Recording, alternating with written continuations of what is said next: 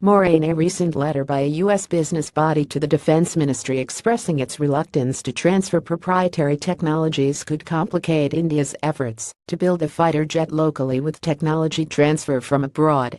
Both the competing aircraft have significant U.S. components.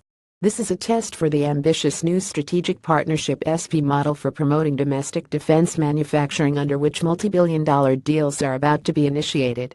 The letter was written early last month by the US India Business Council (USIBC) to then Defense Minister Arun Jaitley, in which the companies raise the issue of having control over proprietary technologies.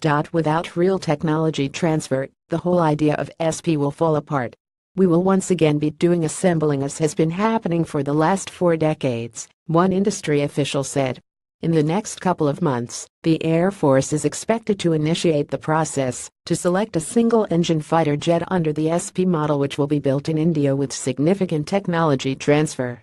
The deal, for over 100 jets, is estimated to cost over superscript 160,000 crore by present projection, but the final order could end up at around 200 jets. Twin contenders, the contenders in the race, are Lockheed Martin with its F-16 and Sweden's Saab with its Gripen. While the F-16 is a U.S. military platform, the Gripen is powered by engines built by General Electric of the U.S.